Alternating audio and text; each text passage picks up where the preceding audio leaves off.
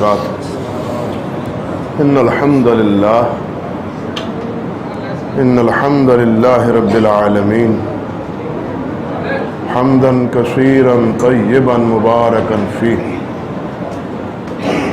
اللهم لك الحمد كما ينبغي لجلال وجهك وعظيم سلطانك وأشهد أن لا إله إلا الله وحده لا شريك له وأشهد أن محمدا عبده ورسوله أما بعد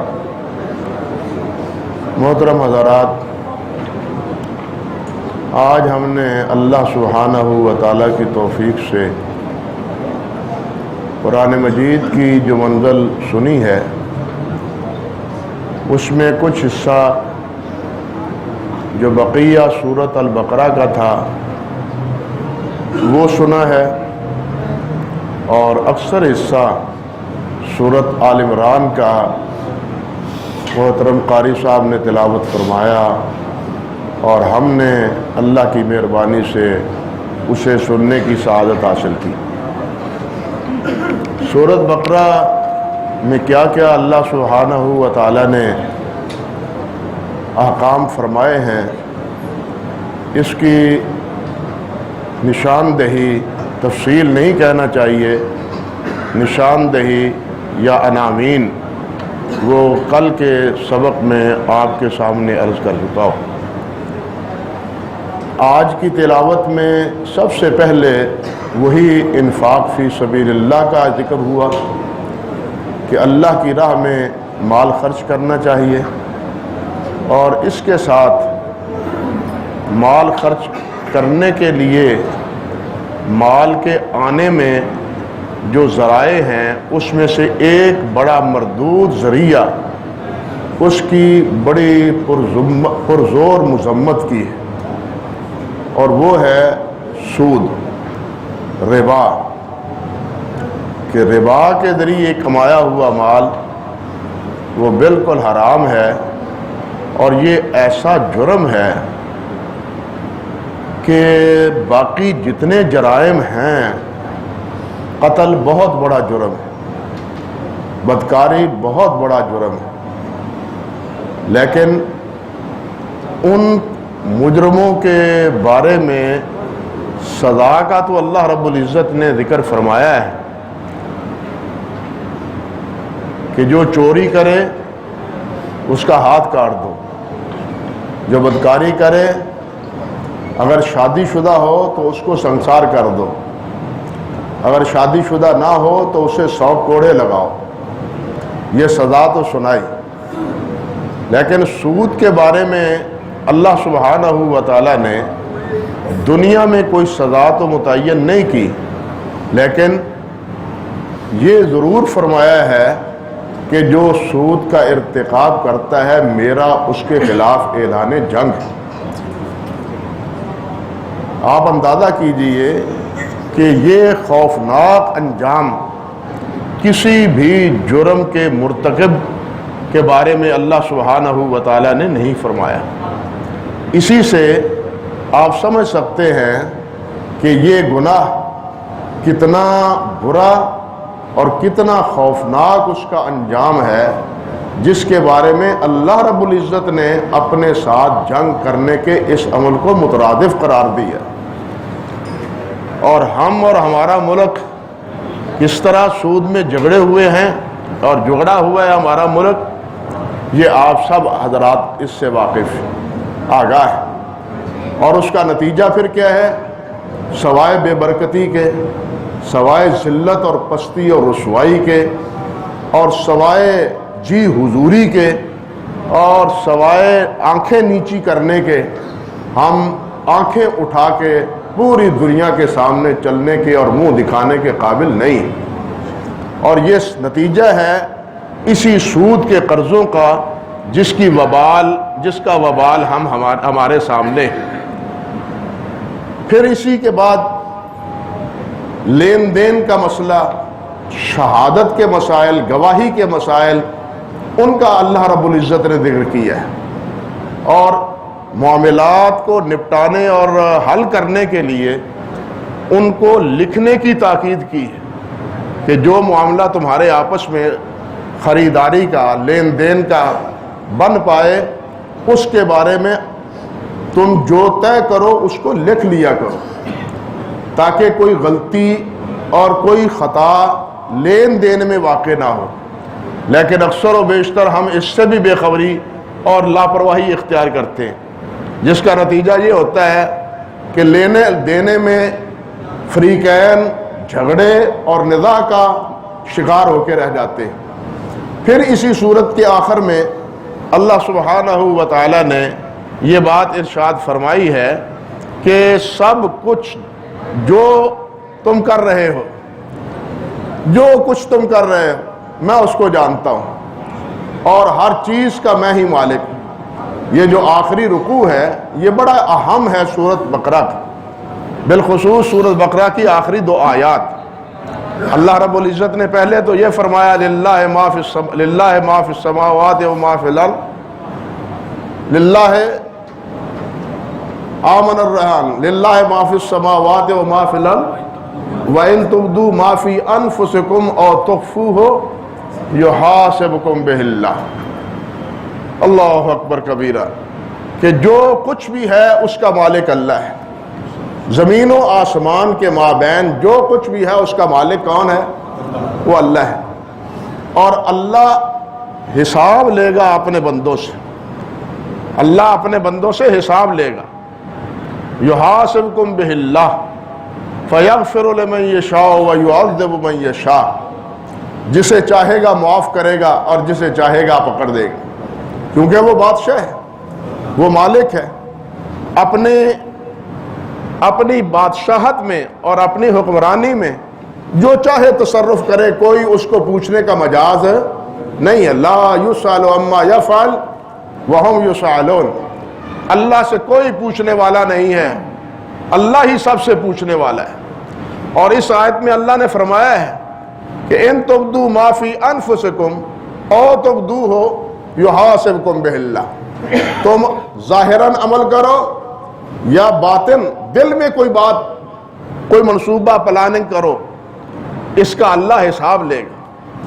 احادیث میں اور تفاسیر میں آیا ہے کہ جب یہ آیت نازل ہوئی تو حضرات صحابہ کرام رضوان اللہ علیہ مجمعین خوف زدہ ہو گئے کہ ایک دل کا خیال تو وہ ہے جس میں انسان ایک عمل کا تہیہ کرتا ہے، پختہ ارادہ کرتا ہے، اور ایک وہ دل کا عمل ہے جو دل میں آتا ہے، وسوسہ پیدا ہوتا ہے، خیال دل میں آتا ہے یہ کروں یہ کروں گا، لیکن وہ اس پر عمل نہیں کرتا، آنا جانا اسی طرح دل میں معصیت یا نافرمانی کے اثرات دل میں آتے ہیں اور نکل جاتے ہیں۔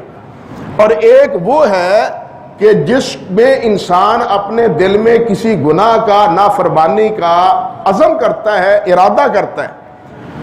اب جس کا وہ عزم کرتا ہے، ارادہ کرتا ہے، اس پر عمل نہیں کر سکتا کسی معنی کی وجہ سے، کسی سبب کی وجہ سے، وہ اس برائی کے ارتکاب میں کسی سبب سے اپنے مقصد کو نہیں پا سکا۔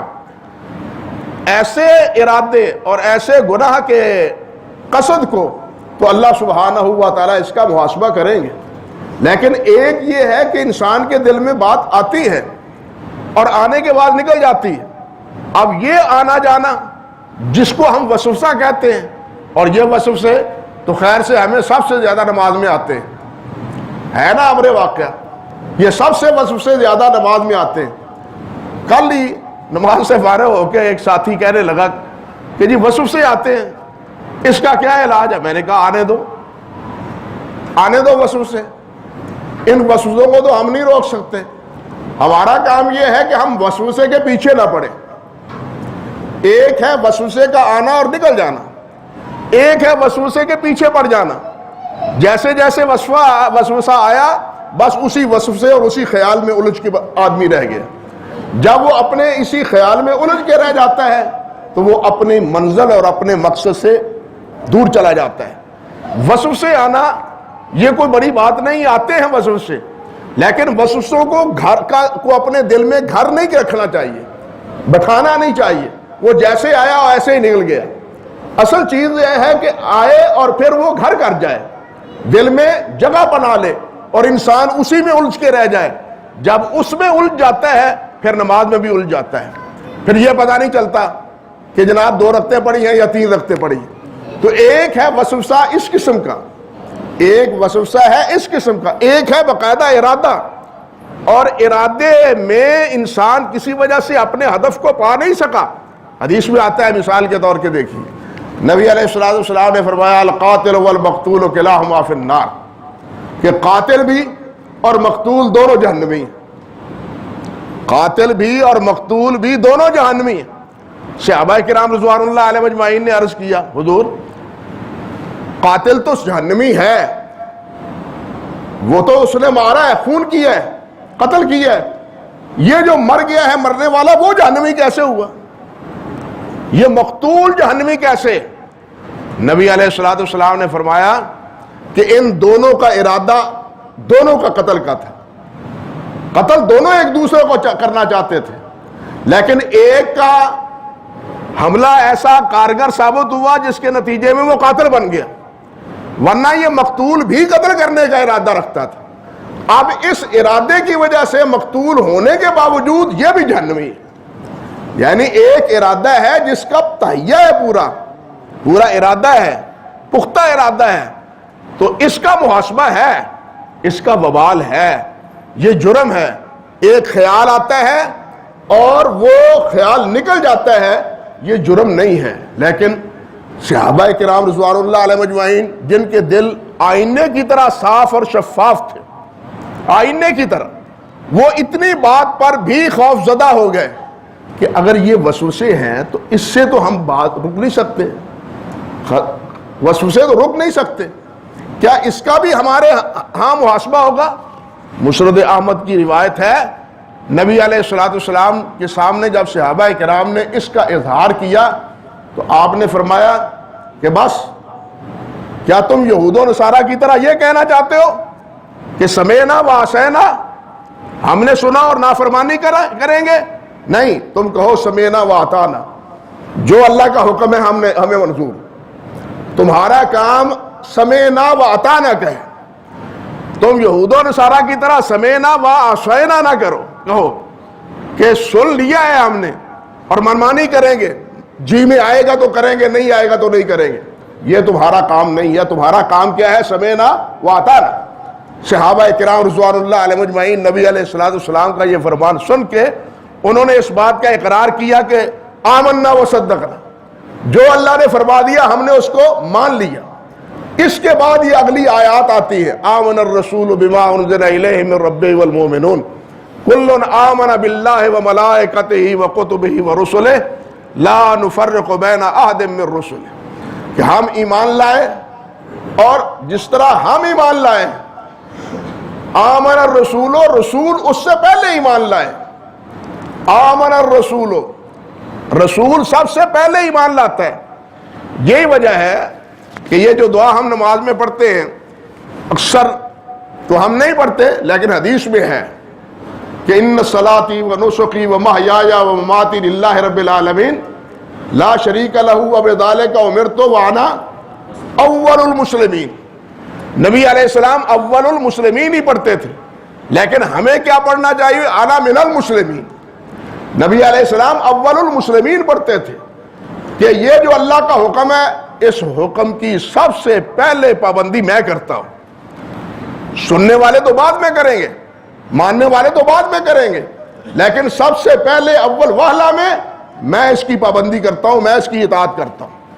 تو نبی علیہ السلام پہلے آمن الرسول، رسول ایمان لاتے ہیں.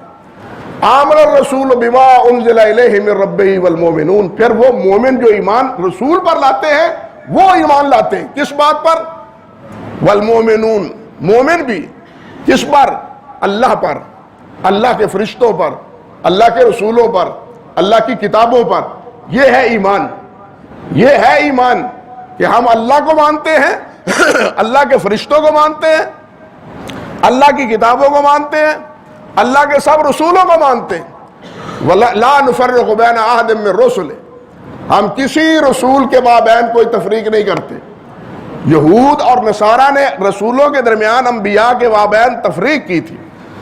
بعض کو مانا اور بعض کو نہ مانا. یہودیوں نے موسیٰ علیہ السلام کو مانا، عیسیٰ علیہ السلام کو نہیں مانا، بلکہ ان کے قتل کے درپے ہوئے. اور بھی بہت سے انبیاء کو انہوں نے قتل کیا. نصارہ نے موسیٰ علیہ السلام اور عیسیٰ علیہ السلام کو مانا، لیکن حضرت محمد رسول اللہ صلی اللہ علیہ وسلم کا انہوں نے انکار کر دیا. دونوں نے انکار کر دیا، نصارہ نے بھی یہود نے بھی. لیکن ہم کل آمن باللہ وملائکتہ وکتبہ ورسلہ لا نفرق بین احد من رسلہ.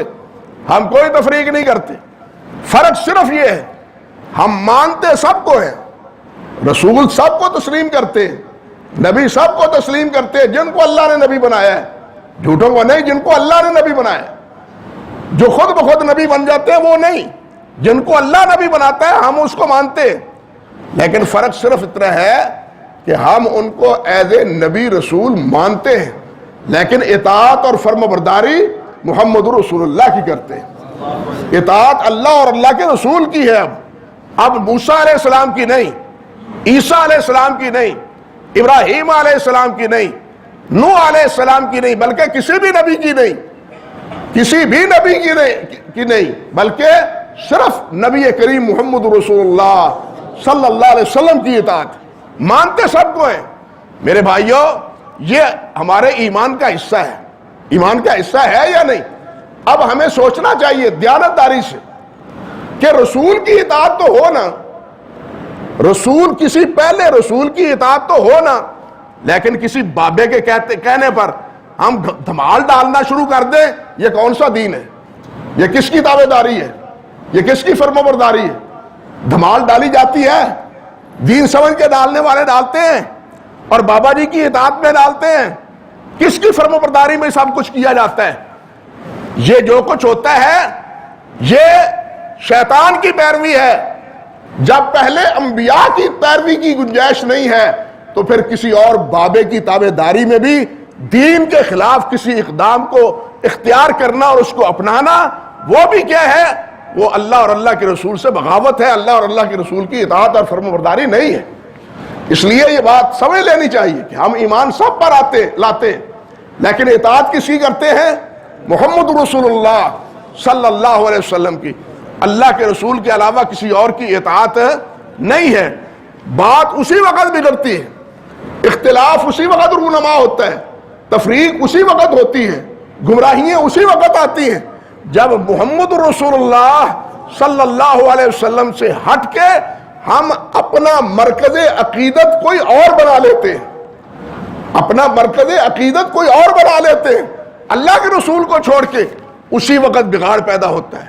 کسی نے کسی کو اپنا مرکز عقیدہ بنا لیا، کسی نے کسی کو بنا لیا. میرے بھائیوں، مسلمان کا مرکز عقیدہ کیا ہے؟ عقیدت کیا ہے؟ حضرت محمد رسول اللہ. حضرت محمد رسول اللہ تمام جتنے ہیں سارے، ان تمام کی تابع داری وہ تابع ہے محمد رسول اللہ کے، اللہ کے رسول کے فرم بردار. اگر اللہ کے رسول کی تابع داری میں ہے تو آمنا و صدقنا، آمنا و صدقنا.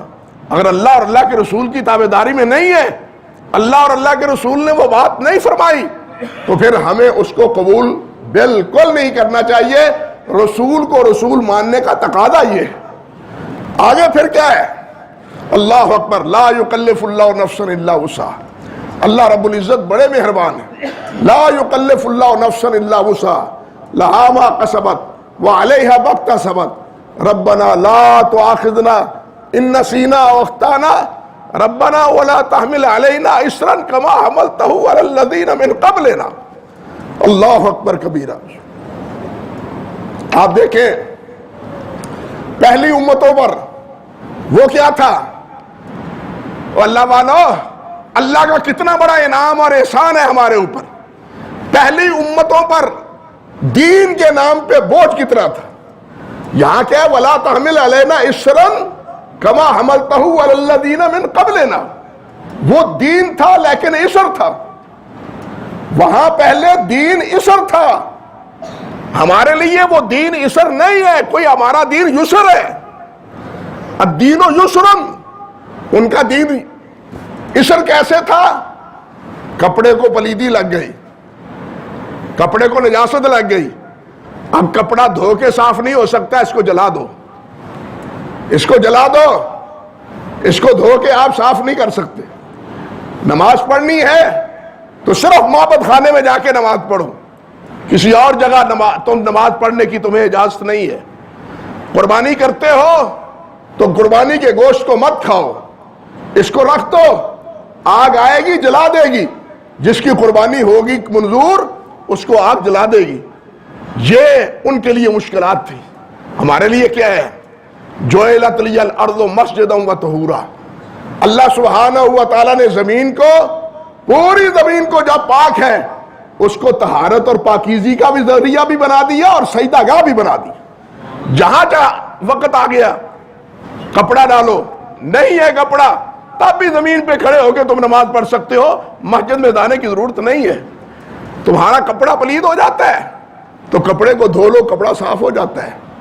تم قربانی دو اور قربانی کا گوشت خود بھی کھاؤ، حتیٰ کہ ذخیرہ کرنا چاہتے ہو تو تم ذخیرہ بھی کر سکتے ہو۔ یہ دین یسر کس کو اللہ نے عطا کی ہے؟ اس امت کو عطا فرمایا ہے، اور یہ اسی دعا کا نتیجہ ہے، لا تحمل علینا اسرا کما حملتہ علی الذین من قبلنا ربنا ولا تؤاخذنا ان نسینا او اخطانا ربنا ولا تحملنا ما لا طاقت لنا به واعف عنا واغفر لنا وارحمنا انت مولانا فانصرنا علی القوم الکافرین۔ اللہ سبحانہ و تعالیٰ سے بخشش، مغفرت اور رحمت کی دعا کے ساتھ آخر میں پھر کیا جملہ ہے؟ وانصرنا علی القوم الکافرین۔ کیوں؟ اس لیے کہ اس سورت میں 3 دفعہ جہاد کا ذکر بھی آیا ہے۔ 3 دفعہ جہاد کا کل سن چکے ہیں نا، 3 دفعہ جہاد کا ذکر بھی آیا ہے، اور جہاد جہاں ہم اپنی بخشش کا سوال کرتے ہیں، مغفرت کا سوال کرتے ہیں، اللہ کی رحمت کا سوال کرتے ہیں، وہاں جہاد میں کافروں پر غلبے کا بھی سوال کرتے ہیں۔ ہم تو جہاد ویسے ہی چھوڑ بیٹھے، کافروں کے ساتھ غلبے کا کیا ہے؟ ہم تو کافروں کے سامنے سرنگوں ہو چکے ہیں جناب۔ جی حضور، بابا کا جو فرمان ہے ماننے کے لیے تیار۔ ہماری پوزیشن تو اب یہ ہے، ہم تو سر اٹھا کے بھی نہیں چل سکتے۔ ہم وانصرنا علی القوم الکافرین کس منہ سے آپ کہتے ہیں؟ اللہ ہی ہمیں سمجھ عطا فرمائے۔ آگے سورت آل عمران ہے جس کا سب سے بڑا موضوع نصارہ کی تردید ہے۔ پہلی سورت بقرہ میں عرض کر چکا ہوں کہ سب سے زیادہ تردید یہود کی تھی۔ سورت فاتحہ میں تھا اہدنا الصراط المستقیم صراط الذین انعمت علیہم غیر المغضوب علیہم ولا الضالین، مغضوب کا ذکر بقرہ میں اور آگے ضالین کا ذکر وہ سورت آل عمران میں۔ حتیٰ کہ ان کے ساتھ نبی علیہ السلام نے جس وقت مجادلہ کیا ہے، مناظرہ کیا ہے، وہ بات کو نہیں مانے تو آپ نے کہا چلو نہیں مانتے تو آؤ مبالغہ کر لو، نہیں مانتے تو آؤ مبالغہ کر لو۔ لیکن مبالغے کے لیے وہ تیار نہ ہوئے۔ مبالغہ کس بات پر؟ حضرت عیسیٰ علیہ السلام کی الوہیت پر۔ وہ مانتے تھے کہ عیسیٰ علیہ السلام معبود ہیں، اور نبی علیہ السلام فرماتے ہیں کہ عیسیٰ علیہ السلام اللہ کے بندے ہیں، اللہ کے بندے، وہ معبود اور الہ نہیں ہے۔ اس موضوع پر ان کے 60 افراد سواریوں پر آئے تھے، جن میں بڑے بڑے پادری حضرت نبی علیہ السلام کی خدمت میں 3 ہجری کو پہنچے تھے اور آپ سے بات کی تھی، اور قرآن مجید میں یعنی اسی سورت آل عمران میں اس کی تفصیل موجود ہے۔ اور جب انہوں نے دلائل سے بات کو تسلیم نہ کیا تو بالآخر نبی علیہ السلام نے مبالغے کا چیلنج دیا کہ آؤ تم بھی اپنے خاندان کو، رشتہ داروں کو، بیوی بچوں کو لاؤ، میں بھی لاتا ہوں، اور ثم نبتہل فنجعل لعنۃ اللہ علی الظالمین قاذبین۔ اور اللہ ذوالجلال سے دعا کرتے ہیں اللہ جھوٹوں پر خدا کی لعنت، اللہ کی لعنت۔ لیکن وہ مشورے کے بعد اس مبالغے کو قبول کرنے کے لیے آمادہ نہ ہوئے۔ آپ نے فرمایا اگر ان میں سے یہ لوگ مبالغے کے لیے آ جاتے تو کوئی بھی بچ کے نہ جاتا، کوئی بھی بچ کے نہ جاتا۔ تو اس کے بعد اسی صورت میں اللہ سبحانہ و تعالیٰ نے مسلسل یہ بات کہی ہے کہ ایک اسلام کو مانو، اسلام کو مانو، ان الدین عند اللہ الاسلام، اور فرمایا کہ ابراہیم بھی اسی اسلام کے تابع دار تھے۔ تم ابراہیم کو اپنا کہتے ہو کہ ہم ابراہیمی ہیں، فرمایا نہیں، ابراہیم علیہ السلام نہ یہودی تھے نہ عیسائی تھے نہ مشرک تھے، ولیکن کان حنیفم مسلمہ، بلکہ وہ ایک طرف ہو کے اللہ کے عبادت گزار تھے اور فرمانبردار تھے اللہ رب العزت کے۔ یہ دعوت ہے بنیادی کہ اللہ کی فرمانبرداری، اللہ کی اطاعت کرو، یہی ابراہیم علیہ السلام کا مشن تھا، اور یہ نصارہ یہی تمہارا مشن ہونا چاہیے۔ حتیٰ کہ حضرت عیسیٰ علیہ السلام نے بھی کہا تھا ان اعبدوا اللہ ربی و ربکم، کہ اللہ کا عبادت کرو جو میرا اور تمہارا رب ہے۔ حضرت عیسیٰ علیہ السلام نے تو خود یہ بات کہی تھی، لیکن افسوس ہے کہ تم نے رب کو چھوڑ کے خود عیسیٰ علیہ السلام کو ہی رب بنا لیا۔ فَإِنَّا لِلَّهِ وَإِنَّا إِلَيْهِ راجعون۔ تو یوں اس صورت میں نصارے کی تردید ہے، ان کے عقائد کی تردید ہے، اور اسلام کی انہیں بالخصوص نصارہ کو دعوت ہے۔ اللہ ذوالجلال ہمیں توحید پر قائم رکھے، اور اللہ ذوالجلال ہمیں اپنی رحمتوں سے اسلام کو صحیح معنوں میں قبول کرنے، اپنانے اور اس پر عمل کرنے کی توفیق عطا فرمائے۔ وآخر دعوانا الحمدللہ رب العالمین۔